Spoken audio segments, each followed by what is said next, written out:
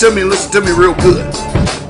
I've told you once, I said it 1,000 times. You get out of those pagan, satanic, religious, Christian churches. Christians do not follow the commandments of the Bible. Christians do what they want to do. They make up their own laws, their own rules, and their own regulations. Come out of her, my people, and come out from among them. And it's real simple and easy to ascertain who are these people you need to come out from.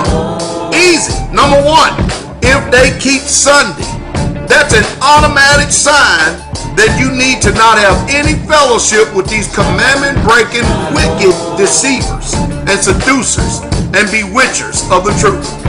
Simple.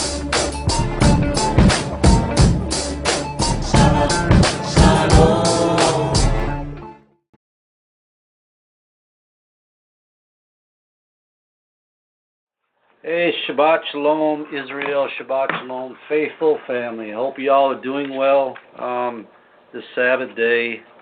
And we do know that it's been a couple days here filled with, real somberness, for the passing of our dear sister Erica. Just giving the best to the house of Al and keep Brother Al and the saints there lifted up in prayer and encouraged. Because it is,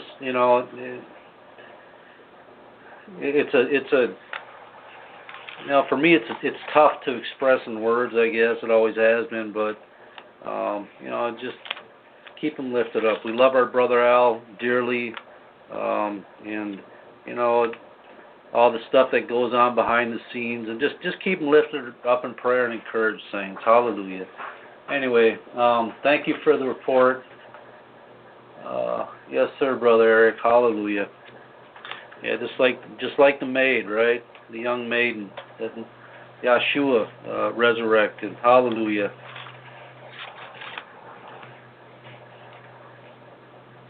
Anyways, beautiful day today. As always, it's a beautiful Sabbath day, and Brother Shane did an excellent job with today's message.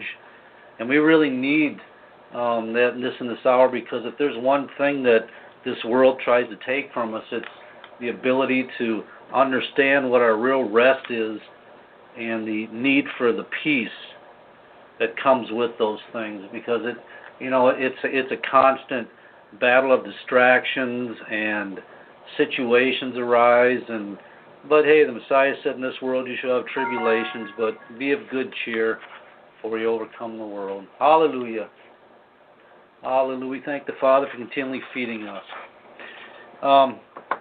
As you see by the title, and Brother Ugly so kindly put a plug in there for me. I hope you all took notice of that. Thank you, Brother Ugly. Brother Shane's all here chuckling. He saw it too. Hallelujah.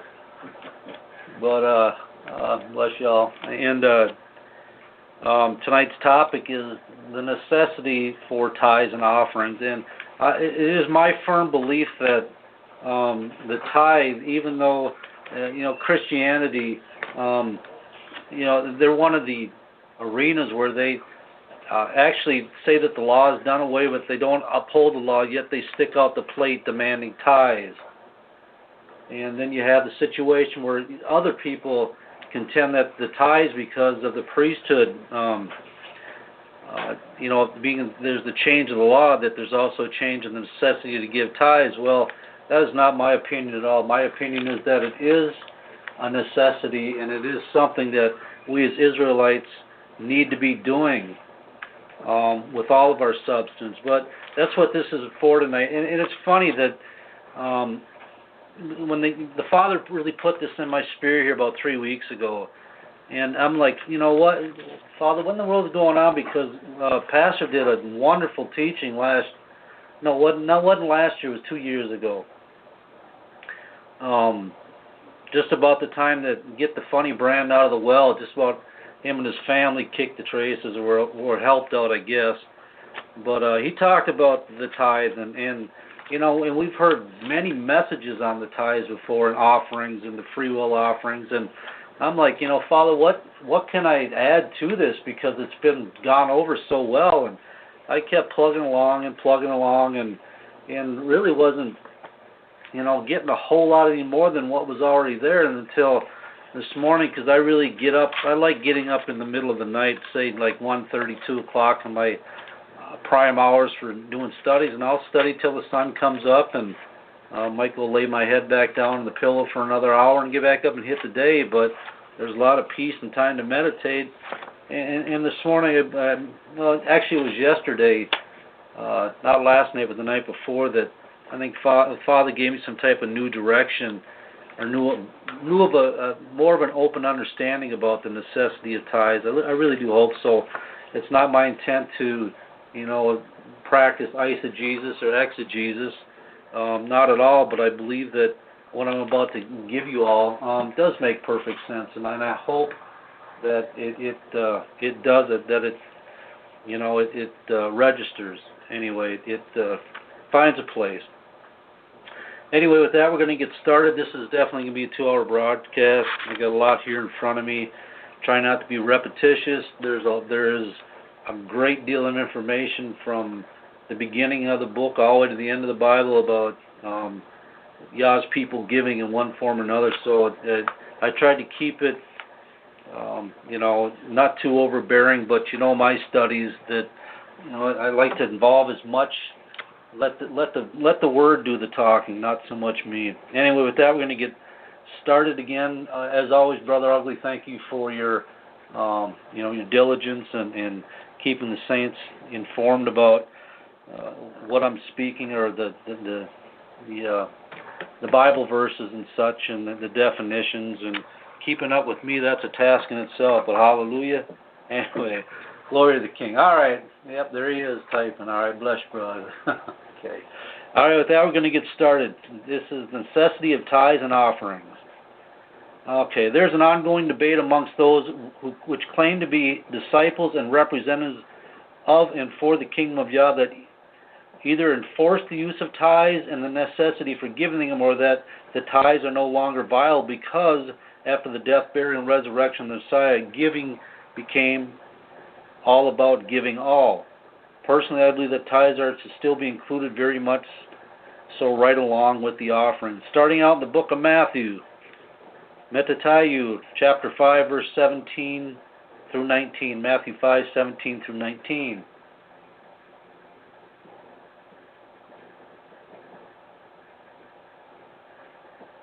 And the Messiah said, Jesus said, "Think not that I am come to destroy the law." So right here, we're already getting up front that what's ever been written in the law, think that the Messiah did not come to destroy the Torah or the prophets. I came not to destroy, but to fulfill. For verily I say unto you that till heaven and earth pass, and which, like Pastor says, look up, look down, everything's still here. So we know that the law, the Torah, has not passed, that we're still operate. Is our rule in the kingdom. One jot, till heaven and earth pass, one jot or one tittle shall in no wise pass from the law, till all be fulfilled. And that's going to be fulfilled when the Messiah comes back, or when the heaven and earth pass. Whosoever therefore shall break one of these least commandments, and who shall teach men, so he shall be called the least in the kingdom of heaven. But whosoever shall do and teach them, the same shall be called great in the kingdom of heaven. But there's a thing there. Not only do them, be examples of keeping the Torah, but also teaching the Torah as well. There's a key there, actually teaching what is written. All right, Hebrews chapter 13, verse 8 and 9. Hebrews 13, 8 and 9.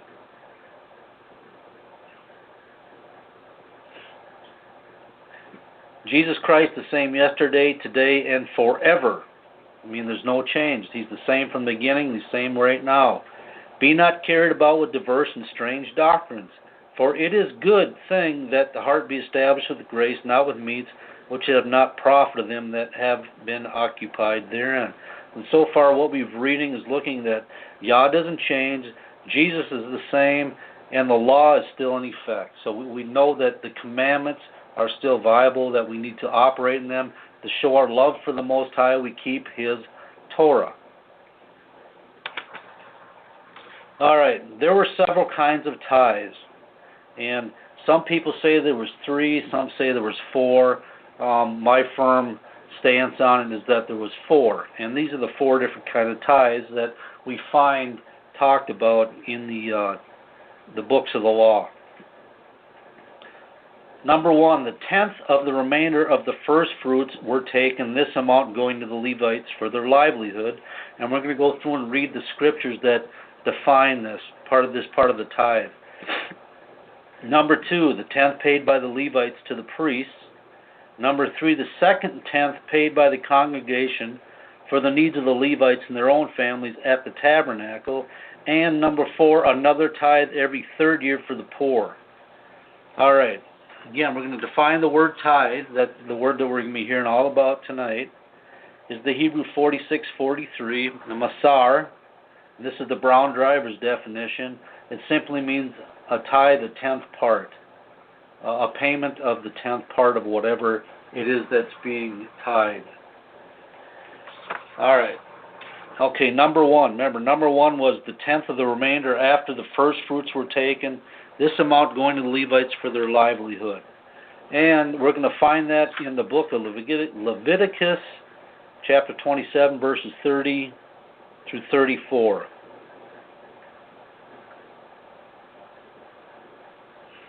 So, starting at verse 30, chapter 27, verse 30.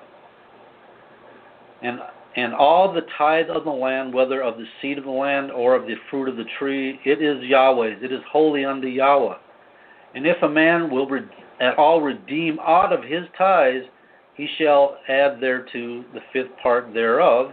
And concerning the tithe of the herd or of the flock, even whatsoever passeth under the rod, the 10th shall be holy unto Yahweh.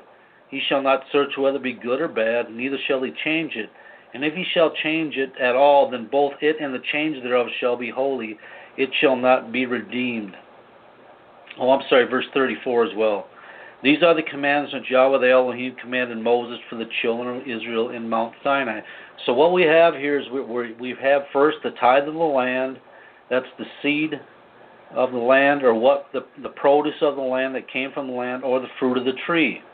The first 10% of that belong to the Most High.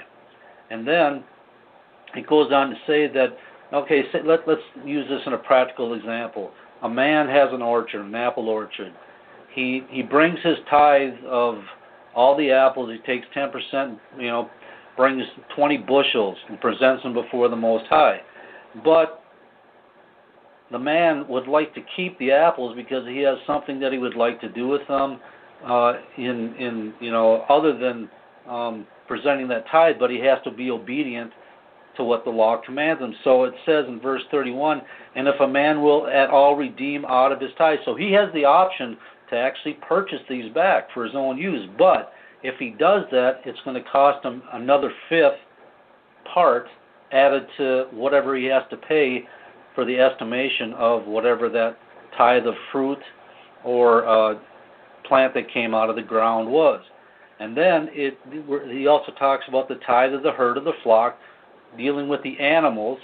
And a man brings his family, or they bring the tithe for the priest. And remember, this all went to the priests for the whole order of Levi and the performance and the service of the Most High. So they bring their tithe of the herd of their flock, their 10%, and they can't be picky. They just take whatever passes around. They take 10% of that, bring that before the Levites.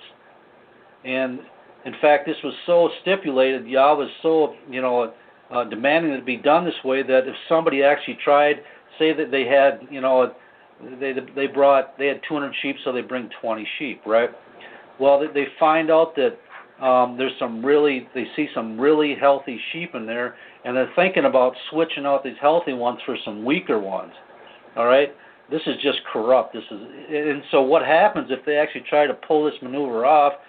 The command is that you shouldn't have been looking for the good or bad to begin with, and if you actually attempt to change it, not only will I get to keep the one that you were trying to change out, but I'm going to keep the one that you were trying to change it with. So again, there's something added to that, but there's nothing returned. So that's talking about that's the importance of and how determined that Yahweh is to have the right tithe brought in for the service of Levi.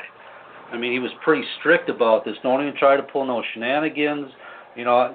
And the thing I'm trying to say that he was, you know, he's serious about the tithe. Don't try to do any switcheroos or anything. This is the way I command it. You bring it in, and this is what's expected. All right, the book of Tobit. The book of Tobit, chapter 1, verse 6 and 7. Chapter 1, 6 and 7. And this is what Tobit did. But I alone went often to Jerusalem at the feast, as it was ordained unto all the people of Israel by an everlasting decree, having the first fruits and tenths of increase.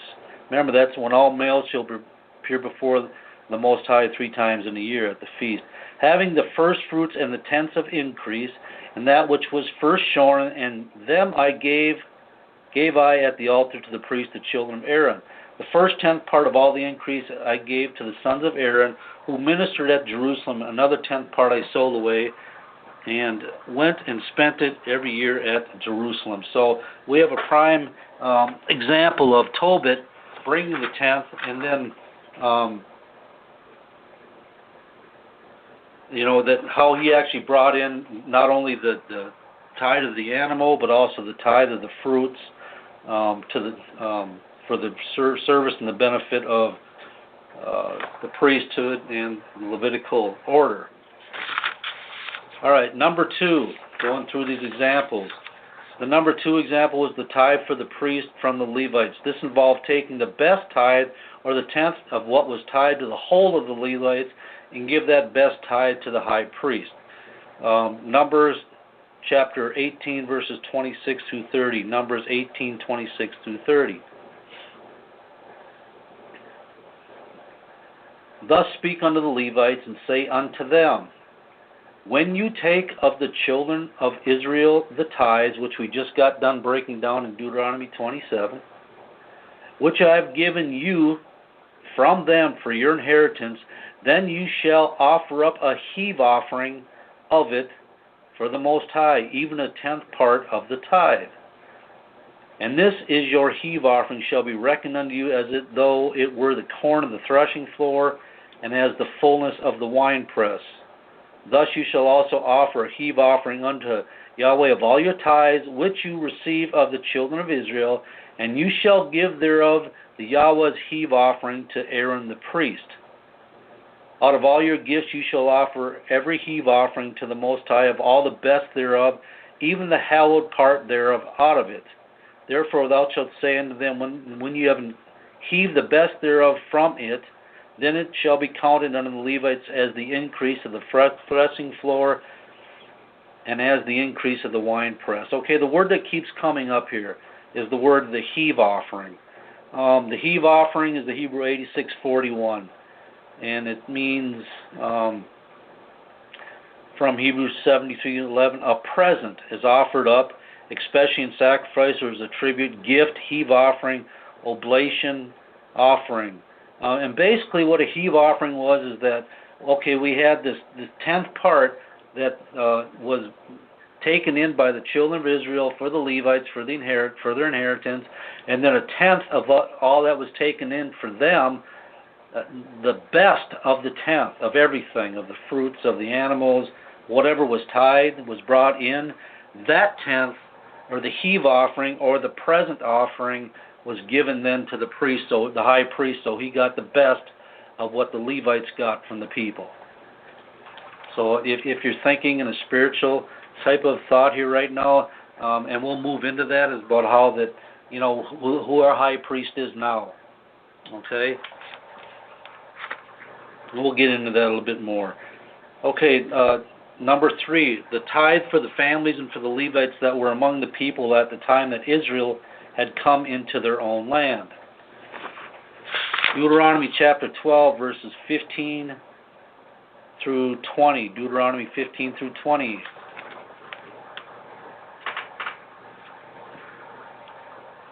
All right, this is, now I'm going to have to give a little bit of a background here. This is, the implication behind this is when the people had come into their own land, when they had taken Canaan the land that Yah promised them. They were within their own borders, operating in their own land. And this is where this tithe applied. All right.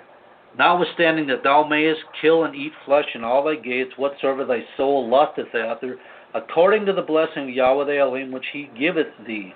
The unclean and the clean may eat thereof, as the roebuck and as the hart. And the clean and the unclean isn't talking about eating nasty swine or whatever. It's talking about the what's going on in a person. A person may be defiled by a dead body. He's considered unclean, but he can still partake of whatever his soul lusts after, as in eating a clean animal. Only you shall not eat the blood. You shall pour it upon the earth as water. Thou mayest not eat within thy gates the tithe of the corn, or of the wine, or of thy oil, or the firstlings of thy herds of thy flock, nor any of thy vows which thou vowest, nor thy freewill offerings or heave offering of thine hand. But thou must eat them before Yahweh the Elohim, in the place which Yahweh the Elohim shall choose. Thou and thy son and thy daughter and thy manservant and thy maidservant and the Levite that is within thy gates. And thou shalt rejoice before Yahweh the Elohim in all that thou puttest thine hands unto. Take heed to thyself that thou forsake not the Levite, as long as thou livest upon the earth. Again, here Yah is telling us specifically and firmly that thou forsake not the Levite as long as thou livest. When Yahweh the Elohim shall enlarge thy border as he hath promised thee, and thou shalt say, I will eat flesh, because thy soul longeth to eat flesh, thou mayest eat flesh whatsoever thy soul lusteth after. Now the people had to give the Levites their tithes and offerings, settled on them by the law, because they had no other maintenance. They had no other ability to actually bring these things in, because they had no inheritance other than what was brought in by the people to give to them. They weren't, they didn't. Their attendance was to the service of the Most High, so they weren't out there in the fields. They didn't have their own vineyards. They were counting on the people to provide for them their sustenance. The reason given, which is stated in Deuteronomy 12:12, is because the Levite has no part nor inheritance with the people of the different tribes, so that he cannot grow rich by husbandry or trade. Let him therefore share with you in the comfort of your riches. And you know what this is also telling us is when they were giving the land of Canaan was divided amongst the 12, with Ephraim and Manasseh as well, is that the priests accompanied the tribes to wherever they settled. So you had the Levites intermingled wherever they were with the people. And so that's why Yah said that, and the Levite that is within thy gates, in the area that you're in, whatever you're in the land of Judah, the land of, Simeon and Levi, wherever, Benjamin, and the Levite, he is never to be forsaken. Always remember that as long as you live, never forsake that Levite that's within your midst, within your gates, because he's there, and he was there for a specific reason. And of course, we're going to cover that a little bit more, but he was there to make sure that the ways of the Torah, the teaching of the law, and the performance of the law was kept in order, to keep the people reminded about Yah's commandments. All right, number 4, third-year tithe for the poor. Deuteronomy 14, verses 28 and 29. And then we're going to read, we'll start there. Deuteronomy 14, 28, and 29. Remember, this is the third-year tithe for the poor. And at the end of 3 years thou shalt bring forth all the tithe of thine increase the same year, and lay it up within thy gates. And the Levite, because he hath no part nor inheritance with thee, and the stranger, and the fathers, and the widow which are within thy gates, shall come and shall eat and be satisfied.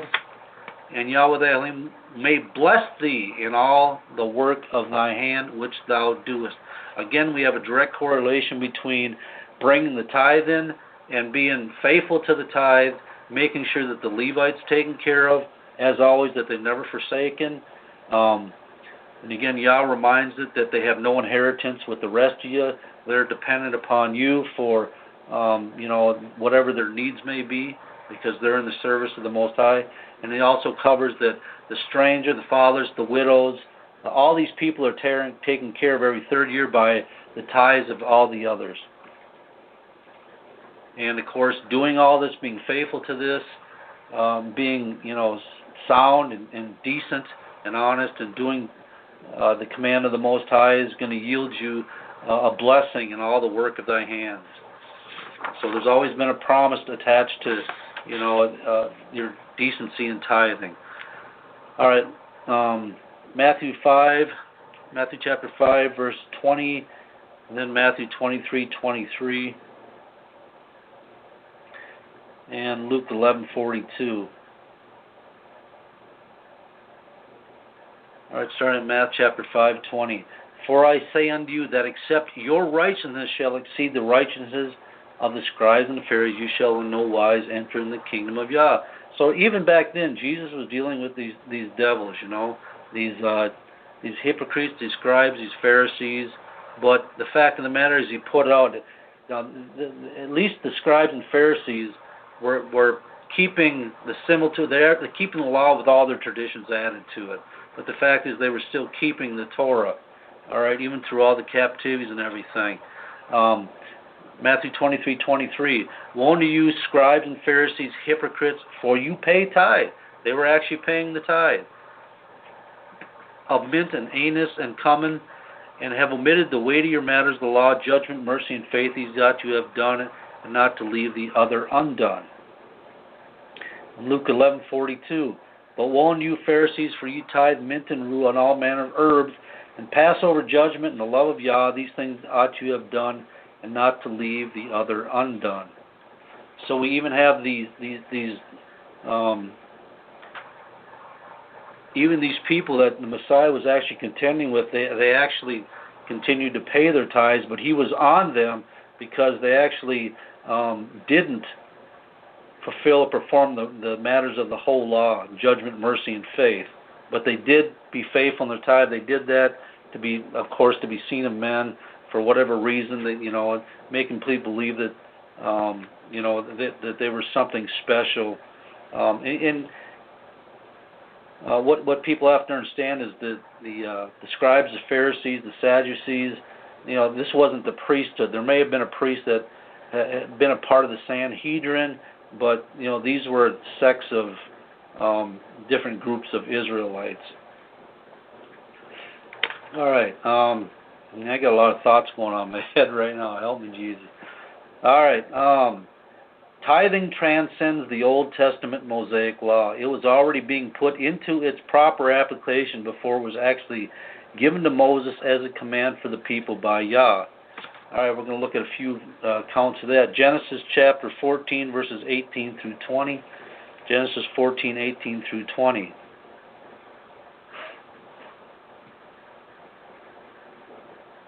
All right.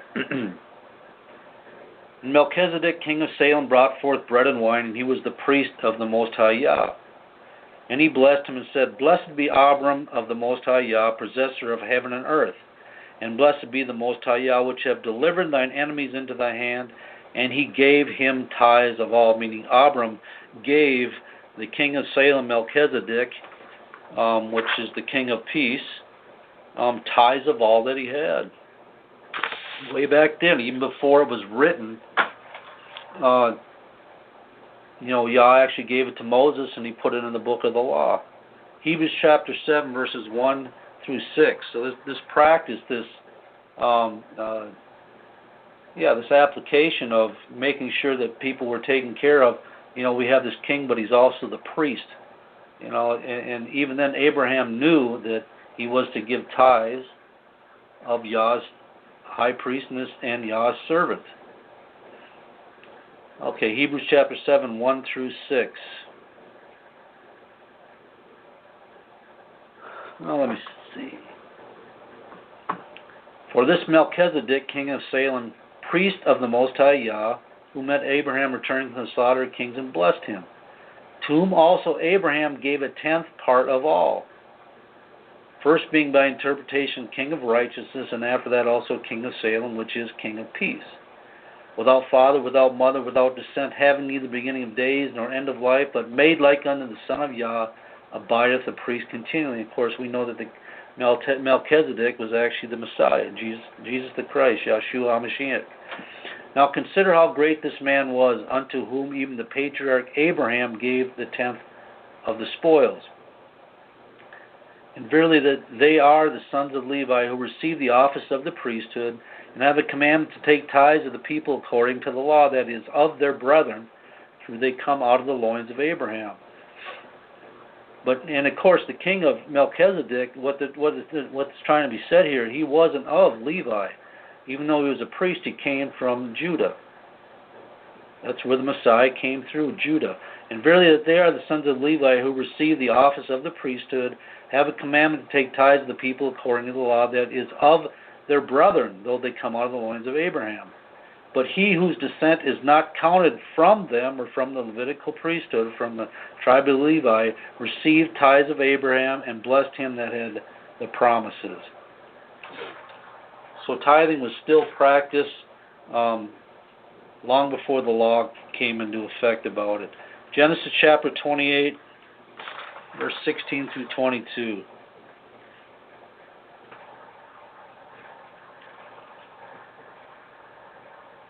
Genesis 28, 16 through 22. And Jacob awaked out of his sleep and said, Surely the Most High is in this place, and I knew it not. And he was afraid and said, How dreadful is this place! There is none other but the house of Yah, and this is the gate of heaven. And Jacob rose up early in the morning and took the stone that he had put for his pillows and set it up for a pillar and poured oil upon the top of it. And he called the name of that place Bethel, but the name of that city was called Luz at the first. And Jacob vowed a vow, saying, If Yah be with me, I will keep me, and will keep me in this way that I go. I will give me bread to eat and raiment to put on, so that I come again to my father's house in peace. Then shall Yahweh the Elohim be my El. And this stone which I have set for a pillar shall be Yah's house. And of all that thou shalt give me, I will surely give the tenth unto thee. So the provision is first given by the Father right from the get-go. He supplies it, and then the idea is to turn around and tithe back. See, actually, and we're going to go, when we get into Malachi, which we're going to next, it gives you a better idea of where the approach that Yahweh is, speaking through Malachi the prophet, because it didn't belong to you anyway. It was provided from the Most High. He's the one that gives you the ability to get the increase, and then all he does is command you that you give a tenth of that back.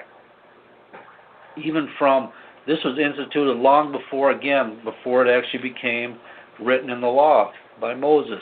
All right, Malachi chapter 3, verses 1, and I think it's through 12, but I'll be doing a lot of bouncing around in here between here, trying to help bring some clarity to what I'm speaking about in Malachi here. All right, Malachi chapter 3, starting in verse 1.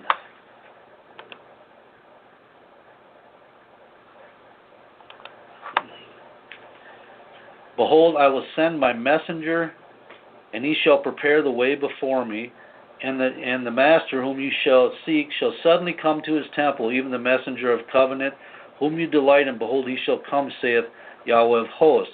Well, okay, of course we're speaking about John the Baptist, the messenger, and we'll hit that here in a second. So, opening right up Malachi 3:1, we're getting an introduction that Yahweh is going to send a messenger to help prepare the way before the coming of Yahshua HaMashiach. And of course that gets revealed later on in the Gospels. The word messenger is the Hebrew 4397. It's pronounced malak. Now this is who a messenger is according to the definition. From the unused root meaning to dispatch as a deputy, a messenger, specifically of Yah, that is an angel, also a prophet, a priest, or a teacher. Ambassador, angel, king, messenger. So we have all these descriptions that fit who a messenger is. And of course John was a prophet. The word messenger in the Greek is the Greek 32 And I just provided that to show the Greek side of the meaning of the word messenger, besides the Hebrew. There's a Greek 32, a messenger, especially an angel, by implication a pastor, angel, messenger. So we're dealing with, so far, a prophet, a teacher, and a pastor. All this stuff tied directly back to what a messenger is.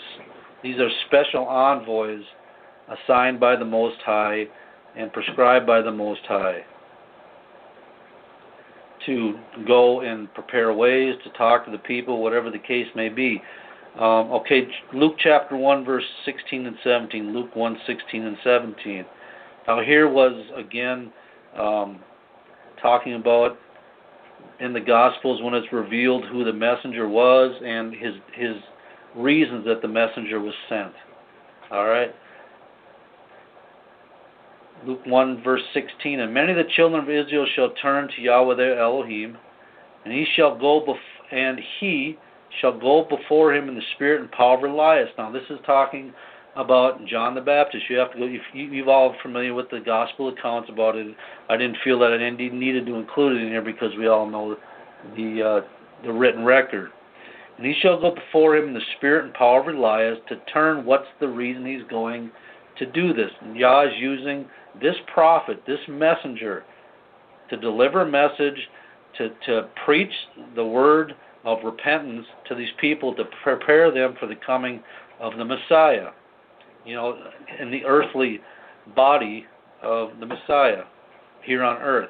And he shall go before him in the spirit and power to turn the hearts of the fathers to the children, and the disobedient to the wisdom of the just, to make ready a people prepared for the Master. And this here, as we find out a little bit later, actually has a double meaning. In fact, when you look at Malachi 3:1 and you read the commentaries and stuff, they say that this is something that, okay, you have the messenger coming. We know that. Jesus said that this is that messenger, John the Baptist, and if you can receive it, this is Elias for to come. But then you have other people that say that then the other half of Malachi 3:1 is actually when Jesus comes in the new kingdom age. But I beg to differ about that because it takes the whole rest of this out of context to a degree. I mean, I actually think, is it dualistic in its meaning? Yes, that I believe is true, but it has to be provided, or it has to be applied also when Jesus was walking on this earth. And we're going to find out a little bit more about that as we break this apart. All right, Malachi 3, chapter 3, continuing on verse 2. But who may abide and comprehend the day of his coming? And who shall stand when he appeareth? For he is like a refiner's fire and a fuller's soap. Okay, so what's he coming to do? Who shall stand when he appeareth? He is like a refiner's fire and fuller's soap. And what's he going to do? Of course, that's relating to being cleansed by the word. We find that in John 15:3. But Malachi 3:3, continuing on in Malachi. And he shall sit as a refiner and a purifier, and he shall purify the sons of Levi, and purge them as gold and silver, that they may offer unto Yahweh an offering in righteousness.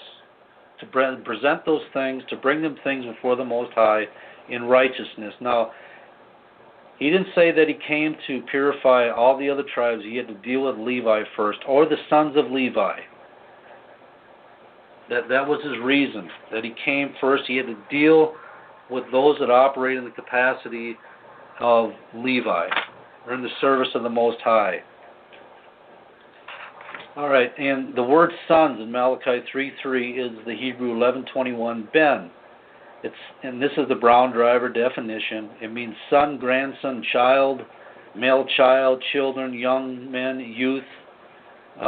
Sons, as in characterization, sons of injustice or sons of Yah, people of lifeless things, a member of guild, order, class, but it also means a member of a group. So he shall purify the members of Levi, that group of Levites, and purge them first. It begins with them first, that they may offer unto Yahweh in righteousness. The Messiah actually had to get them right first. before he could, as we'll read on here, that he could deal with the people. Okay, Malachi chapter 2, verse 7. Malachi chapter 2, verse 7. For the priest's lips shall keep knowledge. This is the job. This is the role of what a Levite did, of a Levite priest. This is what he was ordained to do. This is why he was chosen the Most High. For the priest's lips shall keep knowledge, and they shall seek the law at his mouth. At whose mouth? The priest that's speaking the law, or bringing and presenting the law, teaching the law, reminding the people of the law, to keep them obedient to the law, because he was the messenger, the holder of the Torah. For he is the messenger of Yahweh of hosts. Remember, messenger, by the definition, as we read, it also means a prophet, a priest, a teacher, an ambassador, or a pastor. All right, Malachi chapter 3, verse 4. And verse 4, Then shall the offering of Judah and Jerusalem be pleasant, which means agreeable and sweet, unto the master, as in the days of old, as in the former years. So Yah is trying to restore something. In context so far, he's sending a messenger. He's preparing the way for the coming of the Messiah, as we know by the accounts in the gospel. And then when the Messiah gets here, the first order of business is to purify the sons of Levi. Okay, now I need you, using just common sense thinking. Now here's where it gets a little deeper, if I want to use that word. And is the fact that the Most High knowing everything. Knowing, I mean, he actually spoke in for one particular area in Matthew 24, and I think Mark 13, Luke 21. I don't remember all of them specifically. But Matthew 24, for sure, he talked about the temple being destroyed. He'd already prophesied. He already told the disciples what was going to happen. So why come back and focus on specifically the bloodline Levitical priesthood and purge them and refine them so they could go and give offerings and sweet oblations and the rest, when the fact that Jesus already prophesied, already said that this temple where the Levites served in the service of Yah was going to be destroyed. I mean, it's almost doesn't make any sense why all this would be directed towards the priesthood when in 70 AD it became non-existent. And after Messiah was after he was crucified, that there was a change of the law because there was no longer any need for animal sacrifices and such a thing. We read about that in the book of Hebrews. But just common sense thinking says that you have the messenger who came to prepare the way for the coming Messiah. He comes and purges the sons of Levi, but getting them ready for what? For a temple service that will be no longer in effect? I mean, come on. So anyway, so what are we actually talking about when we're talking about the sons of Levi, or the members of this order, of this group that performed the service, the special ones that perform the service to the Most High? I really hope you can follow where I'm going with this thing. And like I said at the beginning of the show, that there's no intent to practice exegesis or eisegesis. This is just, I think that this is just a more of a deeper look in how tithes are still valuable and still viable and still expect to be given to those that are still in the capacity, so to speak, is in the service of Yah, as the Levites did. All right. Anyway, keep going on. I hope this gets more clear when I keep going. All right. And then they shall offer an offering of Judah and Jerusalem be pleasant unto Yahweh in the days of old, as in the former days.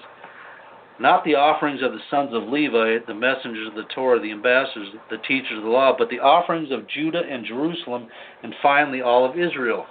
Remember, the reclamation of Israel started in Judah and Jerusalem, and the purification of the members of Levi, the sons of Levi, also began at Jerusalem and in the land of Judah, and branched out over the whole land to the scatter of Israel. If you take the count literally, the first time the Messiah was here. Okay, when he shall purify the sons of Levi and purge them.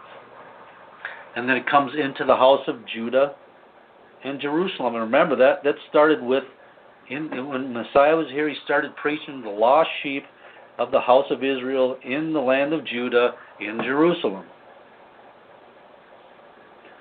And then, of course, with the advent of Paul and the apostles, and then, of course, it spread out and to the scattered of Israel.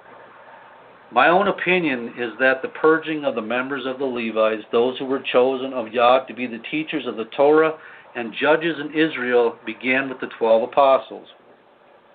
And why do I say this? Because Jesus already knew his destiny, and that after his death, burial, and resurrection, there would no longer be a temple and an altar, for Yahshua had become the eternal high priest, and that which was temporal would be destroyed.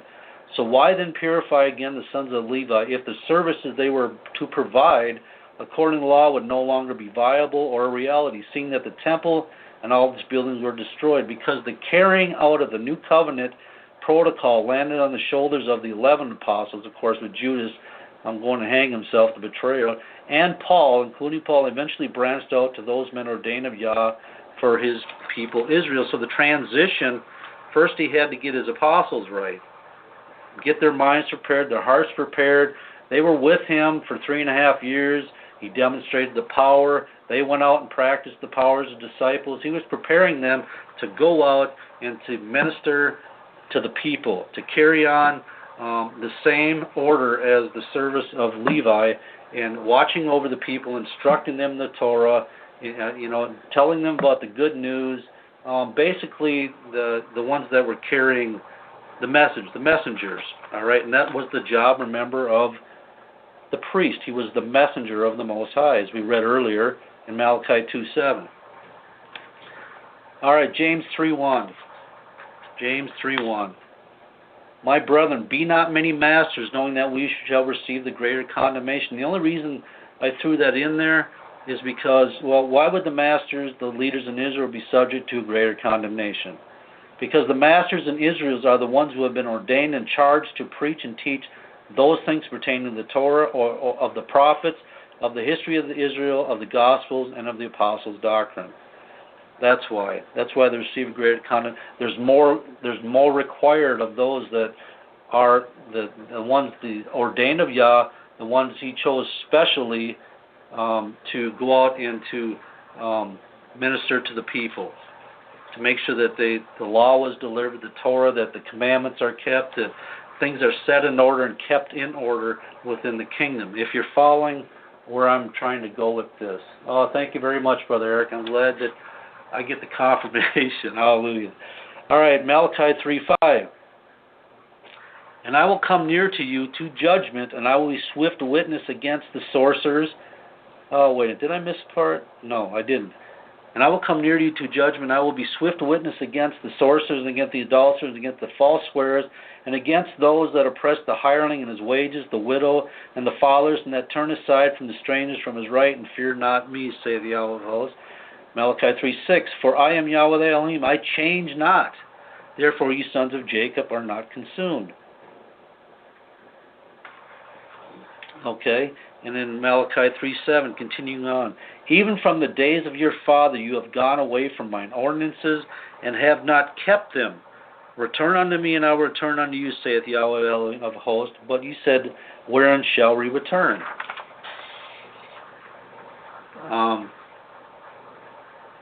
Okay, and verse 8, Malachi 3:8. I hope you're keeping up, Brother Ugly. Appreciate it. Will a man rob Yah? Yet you have robbed me. But you say, wherein have we robbed thee?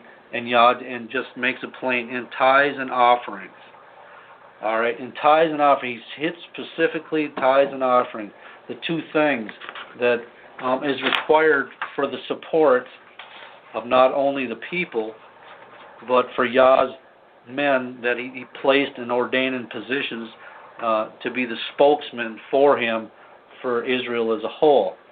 So, again, yet have you robbed me? But you say, wherein have you robbed me? And Yah says, there's one place, the focus that you have robbed me is in the tithes and offerings. The word robbed is the Hebrew 6906. This is the Brown Driver again definition. It means to rob, and it meaning dubious. And I had to look up the word dubious, and the word dubious means indistinct, vague, unreliable, of questionable value or truth, of doubtful issue, undertaking of suspected character, hesitating, doubting. So all these things applied to robbery. Wherein have you given me question of value of what you owed me, Yah is saying, or how come you doubted that you didn't, that you didn't have to give of my tithes, and you're actually robbing from me. These things belong to me, because as the pattern goes, they are for the service, the ones that I keep for the service of the people. Okay, the tithes and offerings were the inheritance of the Levitical priests for their services to the Most High Yah. Yah had previously purged and refined the sons of Levi in order that they may bring forth acceptable sacrifices, pleasant to Yah. But now the Most High is letting the rest of Israel know that the wages due to the sons of Levi are not there, because the rest of Israel had gone away from the ordinances which had given them command to provide for Israel. All right, continue on, Malachi 3:9. And what's going to happen because Israel was keeping back that which they owed the Most High? You are cursed with a curse. This brings a curse with it. The refusal to actually comply with the command, to actually give what's required of you, brings a curse. For you have robbed me, not just one section, but this whole entire nation. And here's the Yah is implying. He's telling you, this is what, this is what I'm going to give you if you do the thing that first of all, he's the one that provides it. And then withholding it, no wonder it's robbery. That's just, the only word I can think of is just wicked. It's just wrong. But in verse 10, he said he's going to tell the people that this is what this is what I'm going to promise you for doing the thing that I command you to do anyway. You talk about a Yah benevolence. This is definitely a benevolent Most High Father. Bring ye all the tithes into the storehouse. Come on, just bring the stuff in here. It's owed to me. You know it. Quit your doubting. Quit giving me things of questionable value. Quit robbing me. Quit hesitating.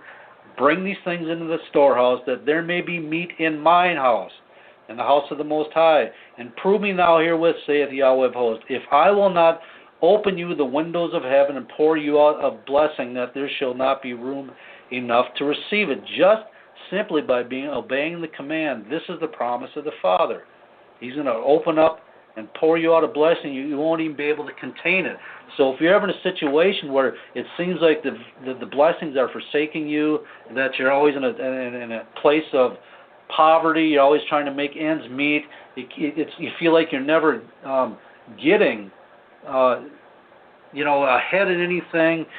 You're always, what do they call it, just cutting a shoestring, or living means to means, and never get. Yah made a promise here, and it could very well be that it's because you're not providing for Yah for His storehouse, whether that's in the means of tithes and offerings. It's pretty clear, but the focus is, where is these funds supposed to go?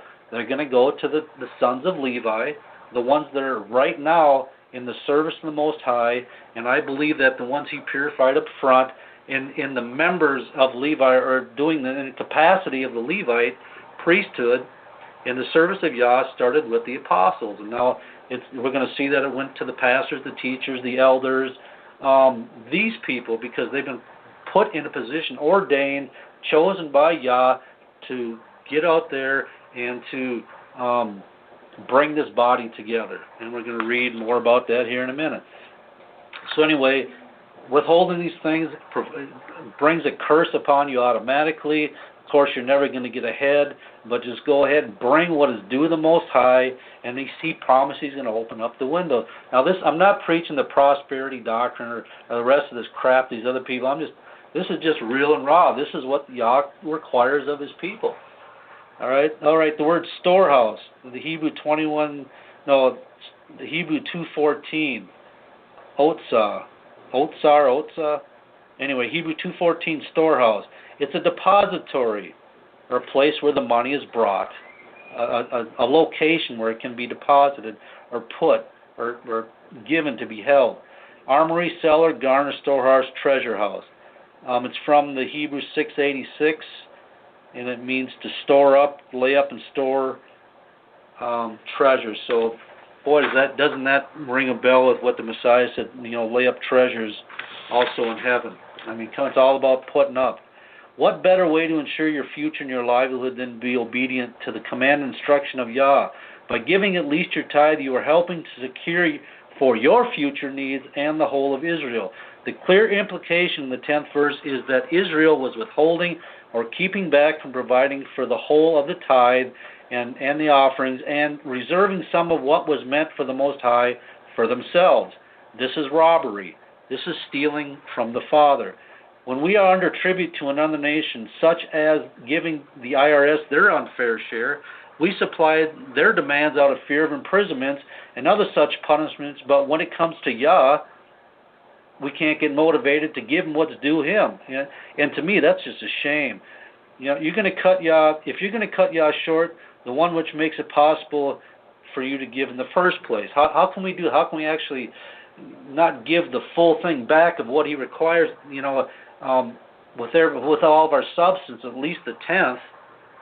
We're actually cutting Yah short. I mean, you think about it, he provides it, he gives you the means, the necessities, and then you keep it for yourself, not give the obligation of at least the tithe. And then people wonder why they're in ruin and poverty and tough times. Man, going back, I know I keep repeating it, but he said he'd open up the storehouse. It's a promise. He'd make us fruitful, not only the ones that are being obedient and doing it by faith, and doing it out of love of his commandments, but it'll prosper Israel as a whole. That's the whole idea of giving, so we can all benefit. All right, let me see. In Malachi 3:11 and 12, finishing up on 12, at verse 11, and this is also the promise of just giving what Yah his due. And I will rebuke the devourer for your sakes, and he shall not destroy the fruits of your ground, neither shall your vine cast her fruit before the time in the field, saith Yahweh of hosts. And all nations shall call you blessed, for you shall be a delightsome land, saith Yahweh of hosts. All right, Proverbs chapter 3, verses 9 and 10. Proverbs 3, 9 and 10. I'm going to read these two, and then we're going to take a quick break. Proverbs 3, 9 and 10. Honor the Most High with thy substance and with the first fruits of all thine increase. This is coming from Solomon. He just reiterating, repeating what he knows to be the truth. I mean, what came out of the Torah, out of the commandments. Honor the Father. Give him what is due is his, with thy substance and with the first fruits of all thine increase. Not just part, not just whatever you pick that you want to give, because you got 50 apples and you got 50 oranges. You don't care for oranges as much, so you give that tithe, but you only give half the tithe. You only give 5% instead of 10 of the apples. No, give him what is due. Give honor to the Most High. And again, he makes the same promise again here like he did in Malachi. So shall thy barns be filled with plenty, and thy presses shall burst out with new wine. Hey, I like drinking wine, so hey, I'm all for giving everything. Hey, what's wrong with wanting to get the exchange out of it? You know what? Yeah, I promised. Hey, I'm all there to be a recipient. Hallelujah. All right, I'm messing with y'all. But anyway, we're going to go ahead and take a break here if I can find. Yeah, here it is. All right, I'll be right back, y'all. Shalom, this is Sister Wenda. I hope that all of you are enjoying the broadcast that you're listening to right now. We appreciate each and every last one of you, our faithful listeners and supporters of the Straitway Truth radio broadcast. We try to make sure that we do our due diligence and do our best to ensure that you have the best broadcast as well as the truth coming to you in the hour that we're living in right now. If you would like to help us in this endeavor, your offering will be greatly appreciated in the work of the ministry of the Most High Yah. Our mailing address for your gift, offering, or letter of support is Charles Dowell Jr. That's Charles Dowell Jr. And Dowell is spelled Dowell. 506 Ellington Drive. Ellington is spelled Ellington.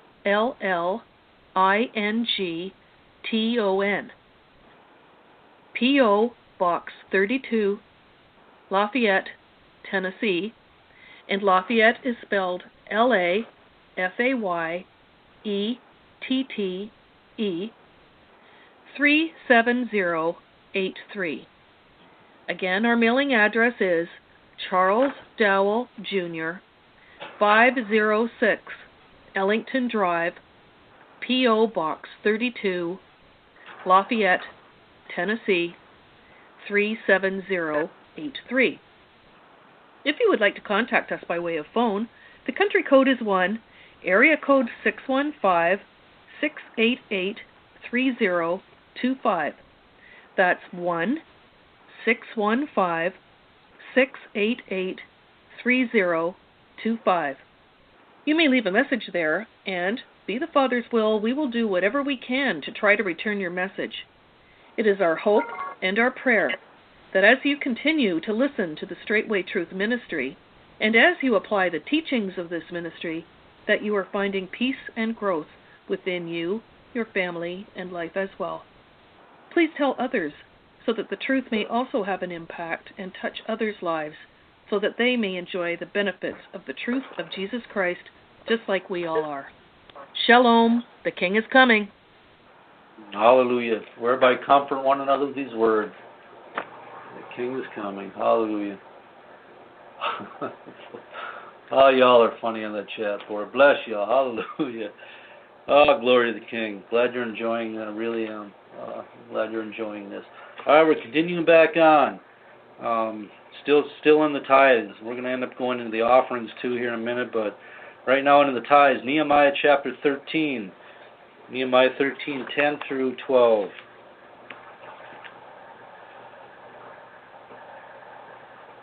All right, starting at verse 10. And I perceived, this is Nehemiah, that the portions of the Levites had not been given them. For the Levites and the singers that did the work were fled every one to his field. These people were supposed to be back here.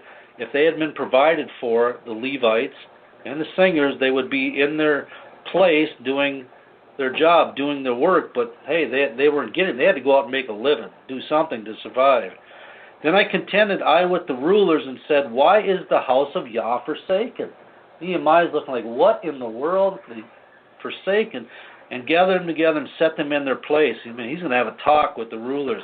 Then brought all Judah the tithe of the corn and the new wine and the oil unto the treasuries. I mean, Nehemiah understood that perfectly, that you had to take care of, under the law, that was the job of Israel, to take care of the sons of Levi, the group of the Levites, the group of those in service to the Most High. Numbers chapter 3, verses 5 through, let me see, I got to get this right. Numbers 3, 5 through 10. 5 through 10. All right, and Yahweh spake unto Moses, saying, bring the tribe of Levi near, and present them before Aaron the priest, that they may minister unto him. And they shall keep his charge. Who's the service the Levi they're going to minister or take care of or provide for? Aaron the priest, the high priest, that they may minister unto him. And they shall keep his charge and the charge of the whole congregation before the tabernacle of the congregation, to do what? To do the service of the tabernacle.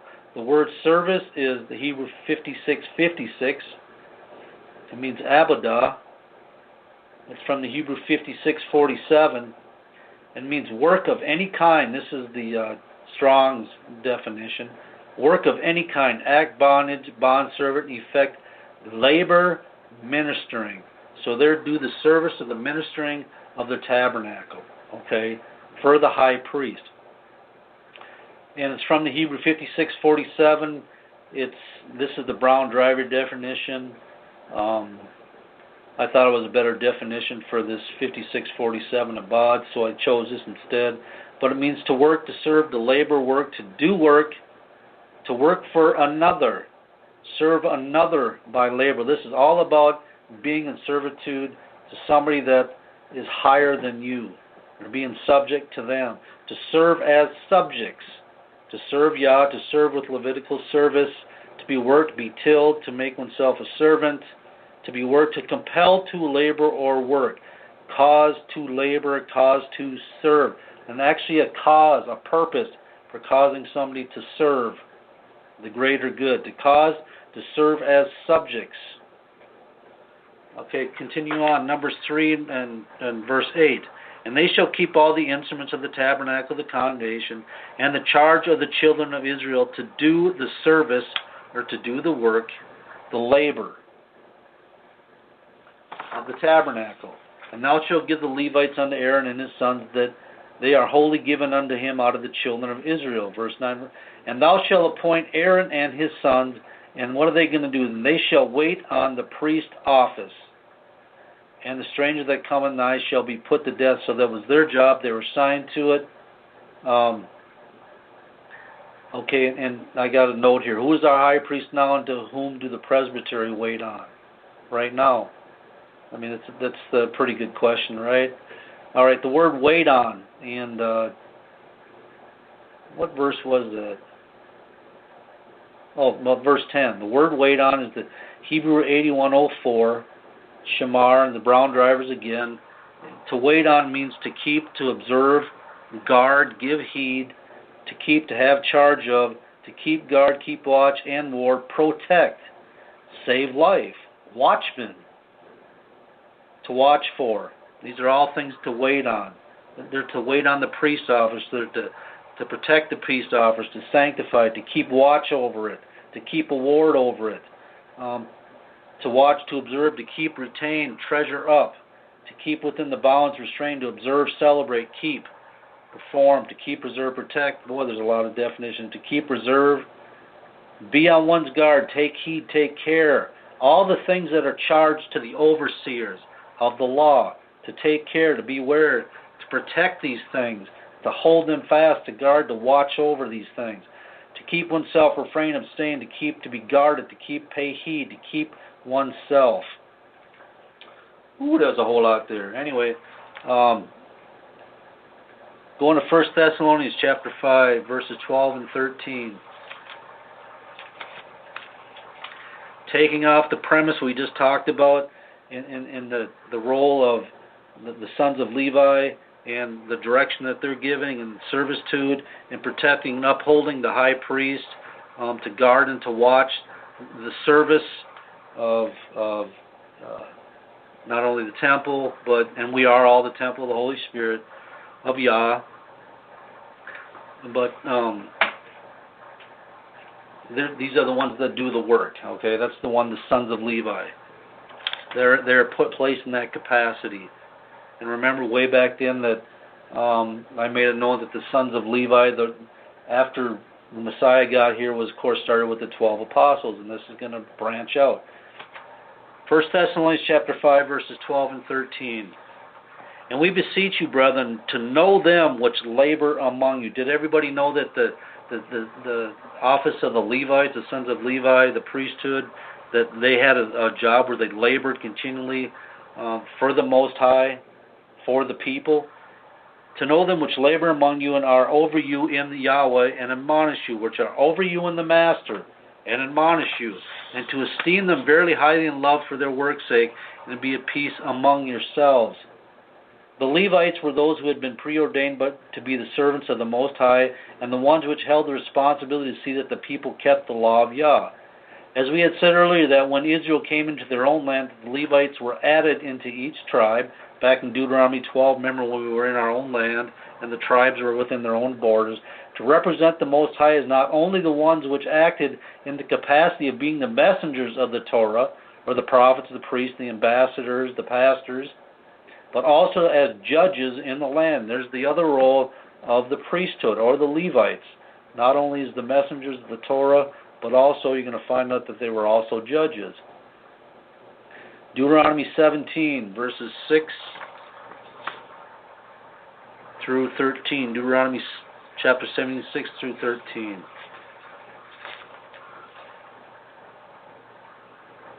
At the mouth of 2 witnesses or 3 witnesses shall he that is worthy of death be put to death, but at the mouth of 1 witness he shall not be put to death. And the hands of the witness shall be first upon him, put him to death, and afterward the hands of all the people. Thou shalt put away the evil from among you. If there arise a matter too hard for thee in judgment, between blood and blood, between plea and plea, and between stroke and stroke, being matters of controversy within thy gates, then thou shalt arise and get thee unto the place which Yahweh the Elohim shall choose. And thou shalt come unto the priests, the Levites, and unto the judge that shall be in those days, and inquire, and they shall show thee the sentence of judgment. So what happens now so far if we have a matter that's too hard for people judge between themselves, blood and blood? Well, this is brought before the judges, who today we know as elders, and the priests and the Levites. They were in a capacity also to judge. And thou shalt do according to the sentence which they of that place which the Yahweh shall choose shall show them, and thou shalt observe to do according to all that they inform thee, and according to the sentence of the law that which they shall teach thee, and according to the judgment which they shall tell thee, and thou shalt do. And thou shalt not decline from the sentence which they shall show thee to the right hand nor to the left. Well, it just so happens today, and this time we have a board of elders, or a group of elders that include, of course, our pastors in the ministry. They include our teachers in the ministry. They include our elders. Right now we don't have any deacons or bishops. Maybe, who knows, in the future sometime. But these are the people that when we have matters that are too hard to be resolved between each other, that they come before. This is the same capacity that the Levites operated in, as well as the judges in the land. And so we can also take that aspect of the sons of Levi, or the members of that group, the members of Levi, in that capacity, and bring them over today, again, still performing the role as judges in the land. But this time, as the messengers, or the prophets, the priests, or the prophets, the elders, the pastors, the teachers, the presbytery. Just let me round the whole thing out, the presbytery. We brought it from then into now. And of course, and we're seeing that here in Deuteronomy 17, okay, verse 12 and 13.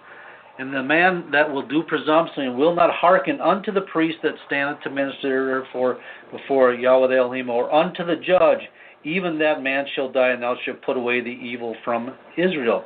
I mean, how many people we had to decide amongst the elders and amongst the presbytery that they're no longer part of this house. And we've seen many over the years. And all the people share and fear and do no more presumptuously. Again, we had that same demonstration here. It keeps coming to my mind about this, what is his name, Juan Garay, when they were here and this get the funny brand out of the well. You all saw this one. I mean, this was before the congregation. It was heard before the elders. We put that evil out from among us. I mean, that man, pastor, he was actually teaching that message on tithing, talking about in relationship to the Levitical priesthood. And this guy, did I say this before? I would say he came back here in this office and he was ranting and raving and telling me and Brother Shane we had to get up there and stop Pastor from talking, and he doesn't know what he's talking about. And because the guy was too carnal. He never had a chance because he was carnal. You got to be spiritual to understand the correlation, the transition from the actual priesthood and the service of Levi to what it is today. It's still there. The function is still there. It's just that because there's been a change of law, the application of the priesthood is no longer viable, if that makes sense. But the purpose is still there, to be in the service of Yah for the people, to see that they're kept in order, to see that they're provided with the things as they need to get better, as to stay in step, in march, to be obedient and faithful to the Most High. That's why Yah ordained these men in this capacity. All right, let me see. This is very much the same thing as having elders in every city. Remember, because they need these elders or these judges. That's what an elder is. It's a judge. In every city, and you can of course use that. It talks about it clearly in the Torah. Those which would be charged by Yah by ordination to keep the assembly from using or implementing other strange ways and practices outside the law of Yah and the apostles' doctrine. That's what these elders were set for. Titus chapter 1 verses 4 through 16. Titus 1, 4 through 16. To Titus, mine own son, after the common faith, grace, mercy, and peace from Yahweh our Father and from the Master Jesus Christ our Savior. For this cause left I thee in Crete. So Paul said he left Titus in Crete for this reason, that thou shouldest set in order the things that are wanting. There was something that was lacking in the body there. And Paul said, man, I'm leaving you here. You need to set this in order. How are you going to do that? And ordain elders in every city as I had appointed thee, judges, presbytery, people to oversee and look over, to see that the people get fed and keep them in order by using the word and by preaching, teaching, whatever it was there to sustain the people and keep them pressing for holiness. If any be blameless, now I'm going to give an example of an overseer, the husband of one wife, having faithful children, not accused of riot or unruly. For a bishop must be blameless as the steward of Yah, not self-willed, not soon angry, not given to wine, no striker, no given to filthy lucre, be a lover of hospitality, lover of good men, sober, just, holy, temperate. Even back in the Old Testament, there was a certain criteria that the elders, the presbytery, like in Acts 7, when they look out among you, or Acts 6, I believe it was, when Stephen and the others 7 were chosen, there were certain credentials, there were certain things that they had to fit in order to get chosen for this position, that Yah would take them out and choose these people to be in these positions amongst the body. Verse 9, holding fast the faithful word as he has been taught. Why? Why would he have to hold the word? That he may be able by sound doctrine both to exhort and convince the gainsayers. For there are many unruly and vain talkers and deceivers, especially they of the circumcision, whose mouths must be stopped. That's why we got the judges here. Something is going on. We need to put this stuff. That's why we had to set these elders in every city to do this, whose mouths must be stopped, who subvert whole houses, teaching things which they ought not, for filthy lucre's sake, for gain or advantage, of course. One of themselves, even a prophet of their own, said the Cretans are always liars, evil beasts, slow-bellied. This witness is true, wherefore rebuke them sharply, that they may be sound in the faith, not giving heed to Jewish fables and commandments of men that turn from the truth. So here we have the elders. They're focused that they were ordained and placed in these cities is because they had to keep things in order, keep this evil from coming in, remind the people what was sound doctrine, to keep them sound in the faith, whether it came by rebuke or instruction, correction, whatever the fact is. Yah set these people in for his service, for the people, to keep them looking forward, to keep them faithful to the commandment, to keep them faithful to the instruction of the Most High, to the good news of the gospel, for they profit the kingdom as a whole. Verse 15 and 16, Unto the pure all things are pure, but unto them that are defiled and unbelieving is nothing pure, but even their mind and conscience is defiled. They profess that they know Yah, but in works they deny him, being abominable and disobedient unto every good work reprobate. Okay, since the function of the priesthood is providing for the service of the temple, and the temple are no longer in operation, what now is the duty of the sons of Levi? The sons of Levi are still required to be the presenters of the Torah before the people, in order that the people may understand the ways of the Most High, but in this day and age who carries out that function? Well, we know, we already talked about that, but we're going to break it down. Ephesians chapter 4, 11 through 14. Ephesians 4, 11 through 14. And he gave some apostles, some prophets, some evangelists, and some pastors and teachers. For what? Why did he give this thing? Why did he ordain these men, these particular men, only some, only a few here and there? Why did he give these for the body of Christ, for Israel? For the perfecting of the saints, for the work of the ministry. Remember the word work, the labor, the same thing that the Levites were charged with, talking about that they were waiting on the priesthood. That was their labor, their work. They were in the service of the Most High to take care of the priest. That is the same thing here, to do the bidding of the high priest, to perform. That's what was given them to do. We have the same thing here for the work in the ministry, for the edifying of the body of Christ. The word work, the Greek 2041, ergon, to toil as an effort or occupation, by implication an act, deed, doing, labor, work. All right, verse 13 and 14, verse 13 and 14, Till we all come into the union of the faith and knowledge of the Son of Yah, unto a perfect man, unto the measure of the stature of the fullness of Christ, all that he is, that we henceforth be no more children, tossed to and fro and carried about with every wind of doctrine, by the sleight of men and cunning of craftiness, whereby they lay in wait to deceive. And again, I have the word, why do I have it here again? I guess I got it again. I had the word work, and definition of that again, toil is an effort or occupation, doing labor, work. But again, now I got, why, this might have been because I was in a hurry to get this out. Let me see, what in the world? Oh no, it goes back to verse 12. Alright, I got my mind straight here. Still, back to verse 12 is for the perfecting of the saints, for the work of the ministry, for the edifying of the body of Christ. The word ministry, Greek 1248, this is for the labor, the occupation, the toil, for the ministry, which means attendance, figuratively, the aid, the service, to be ministers. Office, release, service. It came from the Greek 1249, diakonos, an attendant. That is generally a waiter. Specifically, it says Christian treatment. It's a Hebrew, Israelite teacher and pastor. Back here, we're going right back to the minister, the messenger again. Remember, the messengers were teachers, pastors, prophets. These were all designations of the Levites, which were the messengers of the law. Deacon, minister, servant. And the word service, Hebrews 56. Why in the world is that in here? All right, man. That one shouldn't have been here. That should have been not part of that book.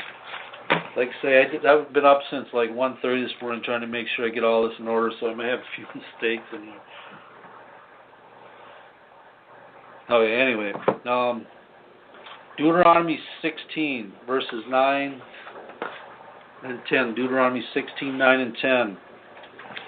Now we're transitioning over from the importance of the tithe, giving the tithe, who the tithe goes to, for not, and the benefit that comes from giving the tithe, for the support of not only your own self and for the reward of your own self, but also for the ministry as a whole, to be used for the whole of the ministry. That's why I believe it is vitally important for the necessity of the tithe. In fact, backing up again, not providing the tithe actually brings a curse upon you and brings poverty and despair.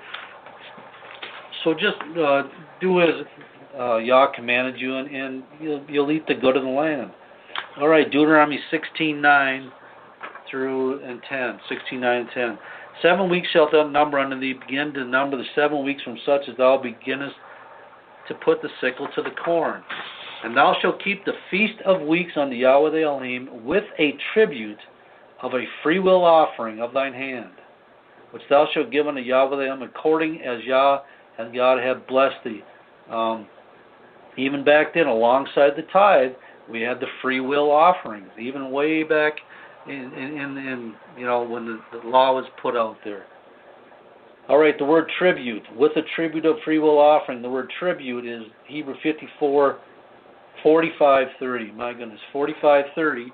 Nasa from 45:49. It means abundance in the sense of flowing. That is liberally. So, thou shalt keep the feast of weeks, Yahweh the Elohim, with a abundance, with a to give liberally a free will offering. And the word free will offering is Hebrew 50:71. It means properly, spontaneity, spontaneous, also spontaneity. So basically what it's saying is that you're going to give something just on spontaneity, just because Yah puts it in your heart to give a free will offering, and give it liberally. Give an abundance of it if He lays it on your heart to give the free will offering. If I can break it down and say it like that, which is even easier for me to understand. Hallelujah. Thank you, Father. Hallelujah. Understanding is a wellspring of life. And that's the truth. Leviticus chapter 23, 37 and 38. Leviticus 23, 37 and 38. These are the feast of Yah, which you shall proclaim to be holy convocations, to offer an offering made by fire unto Yahweh, a burnt offering and a meat offering, a sacrifice and drink offerings, everything upon this day. And besides the Sabbaths of Yahweh, and besides your gifts, and besides all your vows, and besides all your free will offerings, all your gifts given just out of spontaneity, spontaneous giving. which ye give unto Yahweh. Just because He puts it on your heart to give. And of course, this doesn't give a prescribed amount. It's a free will offering. This was back, of course, we're reading back in the Torah. Even it was prescribed back then. Luke chapter 21, verses 1 through 4. Luke 21, 1 through 4.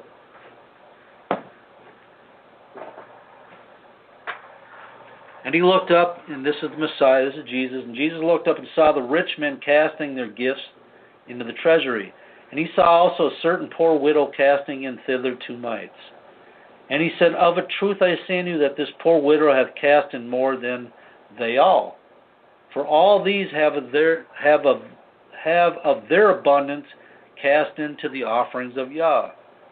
But she of her penury, her poorness, hath cast in all the living that she had. She was committed to giving everything that she could to help support the cause of Yahweh and His kingdom.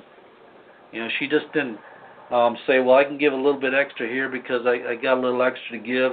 And a lot of these people that went to the treasury, these rich men, by then that already tells you that they were doing it for show.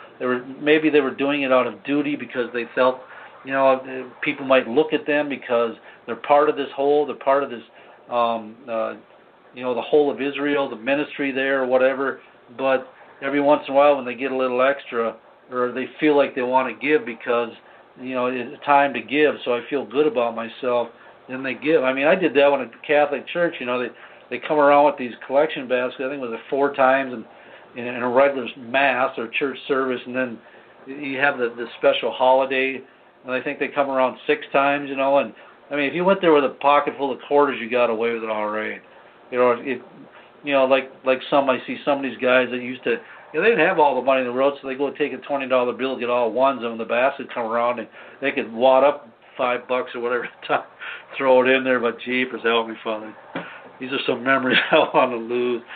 But anyway, and then you had the rich men there, and at that time, they had all that extra money, and you'd always hear behind the scenes that Mr. Smith, he gave $1,000, but Mr. Smith owned, Mr. Smith's construction, and Mr. Smith had all kinds of money, but of course you could all tell that Mr. Smith was doing this to be seen of men. But this woman here, she didn't have none. She just wanted to give everything she had to Yah, because her whole life, her commitment was towards the Father.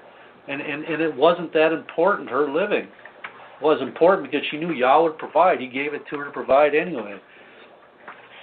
All right, here we have a perfect demonstration, I'm talking about the widow, of giving a free will offering as it pertains to the offering which was given because it contained no risk, versus that offering given because of faith and wanting to prove sincerity and devoutness towards and for the kingdom of heaven. This poor widow woman understood something that those who trust in uncertain riches or their abundances could not. She understood living life at the simplest of levels. The widow clearly demonstrated the merits of sacrifice and faith when she provided all that she could towards the work of those called to perform the ministry of the temple. Her heartfelt appreciation towards Yah for His goodness and holiness, and her desire to see His ways preserved, practiced, and taught was motivation enough to give all that she could, not giving all that she could spare. That was just a paragraph I wrote. And again, this pops in my mind. There's people in Israel, and they're having a tough time they're surviving. They're getting by. They're getting their provision. And, we sometimes run on some tough times once in a while, and we understand that, hey, you have to, if you send $1, that's great, but, you have to provide for your family, because the Bible says a man don't provide for his own family is worse than an infidel. So you have to use a little bit of sense, too. You got your wife, your 3 children there, and you get $1,000, then you decide, I'm going to be like the widow and throwing everything I got. Well, you still got to provide for your family. So, just use some common sense. But it's all about the aspect of the want, the free will offering. Something that's the spontaneity placed in your heart to actually provide so the people as a whole benefit, not, just an individual here and there. It has always been about the whole. Matthew chapter 6, verse 19 through 21. Matthew 6, 19 through 21. Lay not up for yourselves treasures upon earth where moth and rust does corrupt, and where thieves break and through steal. Meaning that don't hold all this stuff back. I mean, there's a reason. But lay up for yourselves treasures in heaven, the more important one, where neither moth nor rust does corrupt, and where thieves do not break through nor steal. For where your treasure is, there will all your heart be also. Do not allow your abundance of material goods to be on this earth, where it is gathered and stored for no benefit to anyone but yourself. But give while it still has benefit for the work of the kingdom and ultimately for you. Being a part of the body of Yeshua, Jesus Christ, means that one must be active, not passive. Luke chapter 6, verse 38. Luke 6, 38. And I'm trying to go a little fast here because, of course, I got a ton of stuff here. I'm trying to get it in before the broadcast gets done. Luke 6:38. This is another promise. Remember that this goes right back to Malachi. He's going to open up the storehouse. It's going to go back to Proverbs where the barns are going to be full. Here, Messiah is giving us the same demonstration. He's giving us the same verification, the same witness to the word. Luke 6:38. Given it shall be given unto you, good measure, pressed down and shaken together, and running over shall men give into your bosom. For with the same measure that you meet withal, it shall be measured to you again. Whatever efforts you put forward, whatever it may be. We have, people come to the feast, and we understand that a lot of times you're supposed to bring that free will offering to the feast. We just got done reading about that at the Feast of Tabernacles and the Feast of Weeks. But the point is, some people, sometimes they can't provide sometimes monetary type. Some people will provide an animal, whatever the case may be, and then you get to be the benefactors of that when you come back and visit Straitway, when you come back for the feast days, or if we, because the money's coming to the storehouse here, and then it's divided as we have need, or people have need, as it's necessary here and there. But if you ain't got it, we have people here that love the labor. They haven't got a lot to give material-wise, but they come on the land. They come early to help us out. Their measure of work it's almost, how do you even pay that back, because it's so valuable to us here. Sometimes it's more important than what the value of the monetary thing might mean, because we get a little bit behind here at the community once in a while because there's just a handful of brethren on the land, and I tell you what, we appreciate these laborers, and I'll tell you what, all the saints coming early, we got a list lined up. So bring your work boots and your work gloves and your work jeans, and sisters, bring your work skirts and whatever, because we're going to work, because we're going to get it done. We're going to get the land ready, and we got the faithful brethren that live around here, and every first day, boy, they're out here. They come, they show up, and they get something to do when they get here too. We have a brothers meeting. We set it up. Well, we get it done, and they get it done, and they love to do it, and they appreciate the opportunity to do it. In fact, tomorrow morning at 6:30, we're having our first chicken butchering of the year. So hallelujah, and the local saints will all be coming in, and we're going to be up bright and early, and all this chicken is for y'all coming for the Passover. That's what it's for, so we can feed you some good homegrown, big old fat chickens. All right, hallelujah. Everybody likes chicken.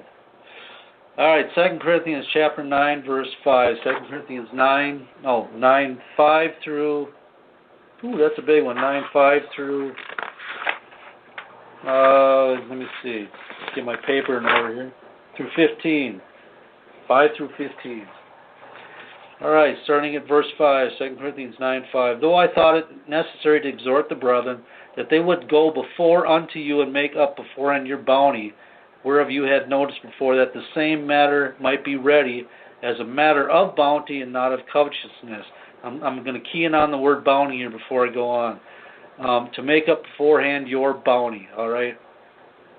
The word bounty is the Greek 2129, eulogia, from the same as the Greek 2127. That means fine speaking, that is elegance of language, commendation, that is reverently adoration, a benediction, something that, how can I say that? Have things ready for you here.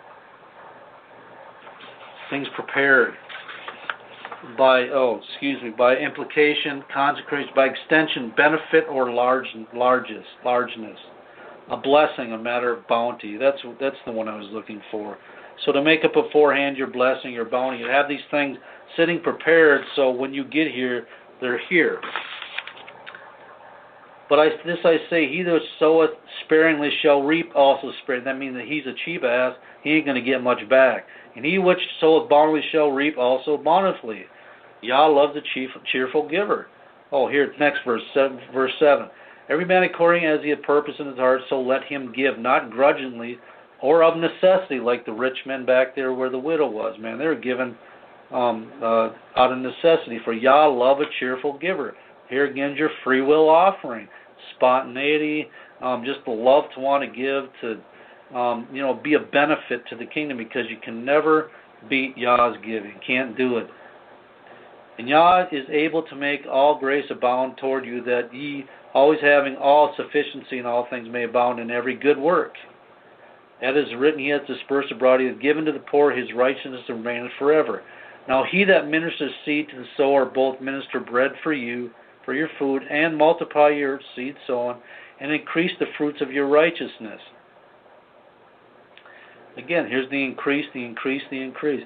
Being enriched in everything to be bountifulness, which causes through us thanksgiving to Yah. For the administration of the service not only supplieth the want of the saints, I mean, it's there for a reason, because the saints have need, but is abundant also by many thanksgiving unto Yah. Whilst by the experiment of this ministration they glorify Yah for your professed subjection unto the gospel of Christ, and your liberal distribution of them and unto all men, and by their prayer for you, which long after you for the exceeding grace of Yah. Yeah, because somebody's praying for y'all, interceding on your behalf. Thanks be unto Yah for his unspeakable gift. Okay, we're talking about, again, this was the bounty, having things ready, because these people are coming to exhort, to expound, to do the labor, the work of the Most High for the saints. All right, 1 Corinthians 16, verses 1 through 4. 16, 1 through 4. Paul says, now concerning the collection for the saints. Again, something is happening here. It's for the saints. It's not going to one individual. Pastor Dowell gets accused so many times of him taking the offerings, and we just have to have somebody that, because you get too many fingers in the pot, and people that don't have wisdom to know what to do with what needs to be done with certain things, whether it be money, monetary, equipment, land, whatever the case may be. I mean, obviously you choose the man that Yah has placed the most wisdom in. And of course here, oftentimes, whenever we're getting to go into something where it relates to, how this money's going to get allocated or this need's going to be met here, pastor will sit down, and if it's on a weekday, he'll sit down, him and I will talk. Brother Shane's here, the three of us converse, we do it all the time. And then, on the Shabbat, if the elders are here, Elder Donnie, Elder Spinney, we get together, a group, we talk about needs and things like that. And just so we can see concerning all the things that the saints may need. As I've given order to the churches of Galatia, even so do you. Verse 2, upon the first day of the week, let every one of you lay by him in store as Yah hath prospered him, that there be no gatherings when I come. And when I come, whosoever you shall approve by your letters, them will I send to you. Bring your liberality unto Jerusalem, all the liberality, all your free will offerings, all that spontaneous gift that you've given, because it's going for the use of the ministry and for the saints. And if it be met that I go also, they shall go with me. All right, the word collections or gatherings is Greek 3048. It means a contribution, a collection, a gathering. It's not a specified amount. It's just something that you provide. Yah lays on your heart that you give, and it's collected here. Instead of pastor going around to everybody collecting, it's easier just to mail whatever it is and send the offering here. And for the work of the ministry, because the labor is worthy of his hire. It really is. And there's nobody that labors more for the kingdom of Yah and for Yah's people than Pastor Dowell. That's just a flat-out truth. All right, the word liberality is the Greek 5485. from the Greek 5463. Graciousness as gratifying as a matter of act, abstract or concrete, literal, figurative, or spiritual, especially the divine influence upon the heart, the divine influence upon the heart, liberality. Them will I send to bring your liberality, your divineness, so the influence upon the heart, something Yah has put into you to do, to give, and its reflection in life, including gratitude, acceptable benefit, favor, grace, joy, liberality, pleasure, thanksworthy. This is just something you're genuinely appreciative about. You want to benefit everybody else because it's something that's divinely put on your heart to do. Man, when I first got into the Israelite way, and at that time we were part of another ministry, I couldn't wait to, as fast as I would always challenge myself to give more. I never gave 10%. I always gave more than 10%. You know, I had a house, I had a wife, I had 2 children back then, but it was such a joy just to know that you were providing for everybody. And you know, and of course I never was left lacking with anything, and Yah has added back to me greatly over the years. But it was like I couldn't wait to get to the mailbox to mail off my check or my offering or whatever. And it brings back a lot of pleasant memories. And Yah did pour out the storehouse. He really did, and then more. Hallelujah. Romans chapter 15, verse 26. Romans 15:26. For it had pleased them of Macedonia and Achaia to make certain contribution for the poor saints, which are Jerusalem. So you had these 2 providences, Macedonia and Achaia, and they actually came up with a collection pointed directly at the poor saints. Remember that back when the tithe was given, it included every 3rd year that a tithe be brought in for the poor. You know, Jesus said, "You always have the poor among you," and you often wonder that. You know, can you question, because if the poor widow, she gave her 2 mites, you know, and it's possible that every time she got back her abundance, she had that kind of harvest. She just kept herself poor because she kept giving it all. The only person she had to sustain was herself. But then there might be another question, well, why do we have poor in the land? If Yah is going to pour out all this abundance where all people, you know, all of a sudden going to be, we don't need a bunch of wealthy people. We just need a bunch of cheerful givers. Well, let me put it back. We need a bunch of wealth from the heathen out there to provide for all of us. How's that? Hallelujah. Anyway, and I believe Yah is going to do that too. He's going to you know, some rich man. He's going to send us a $10 million check or something. Hallelujah. We'll use it for the benefit of the whole of the kingdom, that's for sure. But again, you have the poor among you, and this is just my own personal opinion. It really is. But you have people that understand how to live simple. They know what it means, that it doesn't take much. They actually enjoy having less. And we would consider them poor when they consider them blessed. But we still inclined to help them, provide them provisions. But I also believe, this is my own personal opinion, is that Yah actually puts sometimes not so much in the heart, but somebody has to provide us a means that we actually support the poor, so we can actually keep the commandment. If that makes any sense. It's just my own personal opinion, and I have been in that way before. I mean, I lived in the back of a pickup for 7 months on a piece of plywood. I didn't have much, believe me. You can't get much, but I had enough. I had enough to keep me. You know, I had a job. I did what I could to, you know, I kept my family. But, all right, anyway, I just got off someplace else. Thought entered my mind, but that's just my own opinion about that. Anyway, 2 Thessalonians chapter 3, verse 8. Neither did we eat any man's bread for naught, but wrought with labor, toil night and day, that we may not be chargeable to any. Meaning that the presbytery, Paul was talking about him, and the elders that went about, those that were with him in this work.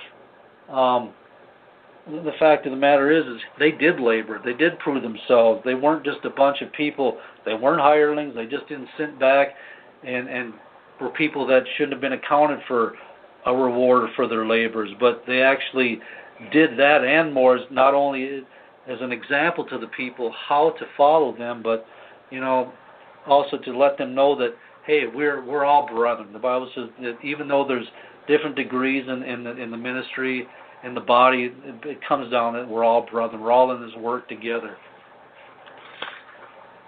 Luke chapter 10, verse 7. Luke 10:7. And in the same house remain, eating and drinking such things as they give. For the laborer is worthy of his hire. Go not from house to house. And the laborer is worthy to hire. All right, we're going to end on this. We're going to talk about those that are cursed because the refusal is to, because of covetousness, because of some type of denial, whatever the reason is, some type of mind state, self-imposed doctrine, whatever the case may be, that they refuse to comply. Their heart isn't in it to give. And we're going to end on this. James chapter 5, 1 through 6. James chapter 5, 1 through 6. Go to now, you rich men, weep and howl, for your misery shall come upon you. What miseries is that? What miseries are going to come upon you? Remember back in Malachi again. Not giving what you're supposed to. Not only retire your free will offering, comes the curse. Here comes the misery shall come upon you. Your riches are corrupt and your garments are moth-eaten. And they trust in these uncertain riches. Your gold and silver is cankered, the rust of them shall be a witness against you, and you shall eat your flesh as it were fire. You have heaped treasure together for the last days. I mean, why didn't these rich people that have the abundance, why didn't they just give it? I mean, what are you going to do with it? Are you going to take it to the grave?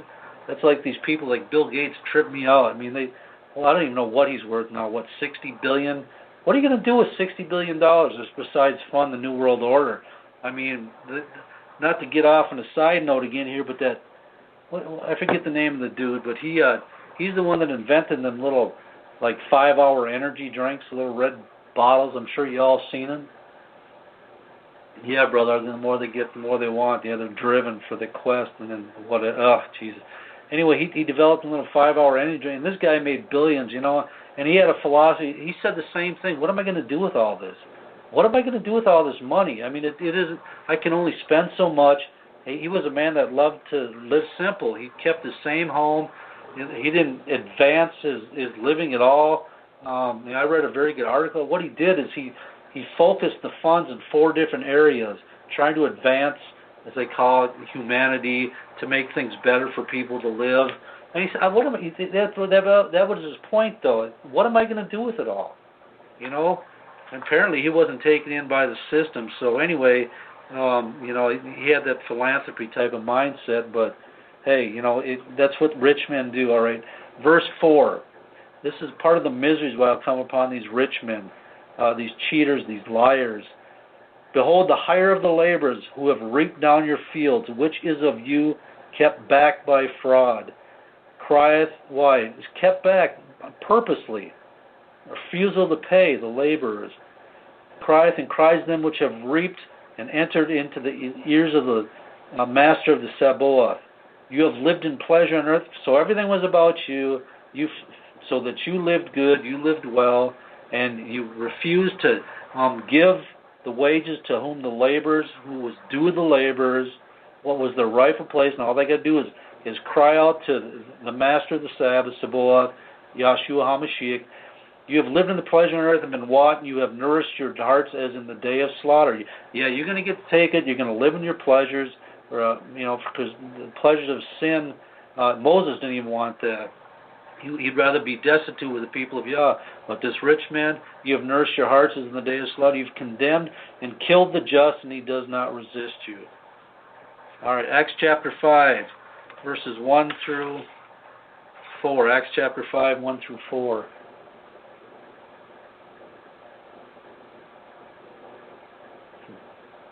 Yeah, good points, Brother Ugly. That's right. Trying to fill a void that they never can. Jeez.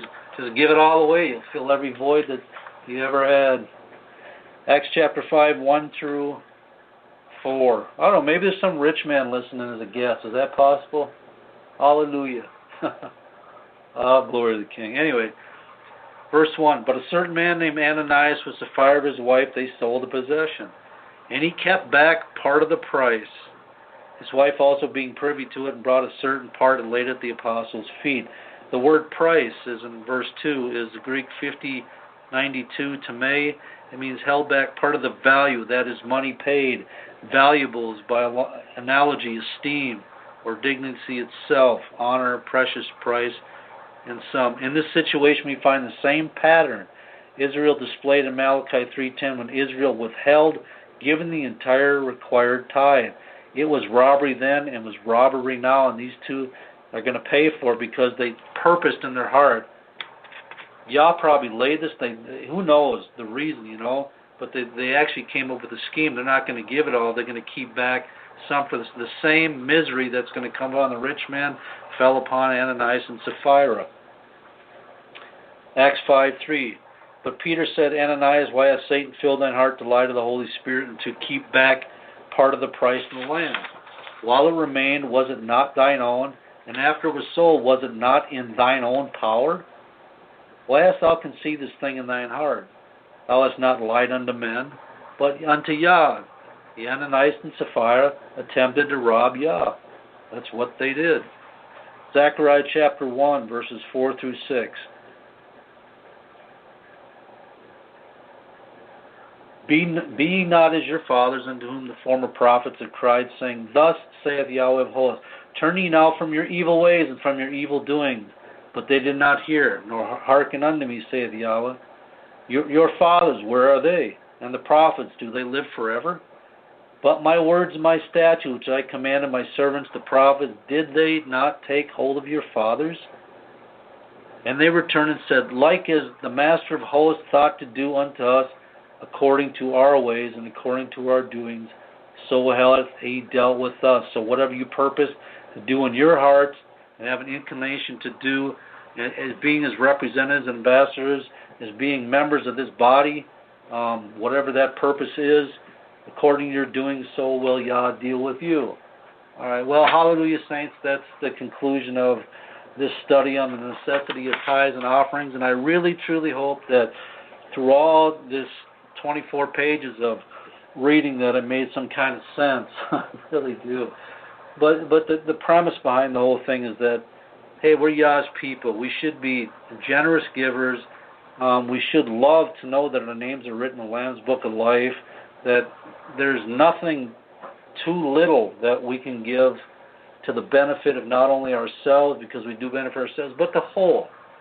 And again, what started this whole study was that I believe the tithe is very instrumental. I believe it's still critical in Israel. Come on, you make $100, you send $10. All right, I mean it's $10. Anyway, you understand what I'm saying. So, and then the whole transition between the members of the Levites, or performing in the service of Levi, have been translated into the ministers of Yah now, which are, of course, the presbytery, starting out with the apostles, way back in the time of Messiah, when he was purging them first, so they could go out and minister to the people. The same thing he does with his ministers today. They have to be right in order to, get themselves right in order to offer up a decent offering and sacrifice before the people. Anyway, I hope everything made some kind of similitude of sense, and I sure appreciate y'all joining me again. Are we still on the air, or did we drop off? I don't know what's going on. Hey, am I on the air with y'all yet, or what? Oh, hallelujah. Anyway, hey, y'all, okay, good. I'm still here. All right. Appreciate it. All right, blessings, y'all, family. Hey, you keep Pastor lifted up in prayer, and of course, Brother Al and the saints down there in their hour of need. That Yahweh, He comforts all that mourn in Zion. Hallelujah, that's His promise. And send words of comfort and peace and prayer and help for the situation down there. And of course, many of you are coming to the Passover. If you haven't seen Pastor's video on what to bring to the Passover, I'm sure you all have, but go back and watch it. I think he did like 6 or 7 videos ago. And keep each other lifted up in prayer and support each other. in whatever capacity y'all would have for you to support each other. All right? All right, y'all be encouraged. Y'all have a good week. Stay tuned for Elder Donnie tomorrow night and his first day night blog talk too. Until 3 weeks from now, y'all willing, I'll sit in front of this mic again, be able to speak to y'all, my family. Y'all have a blessed week and stay strong and encouraged in the Most High.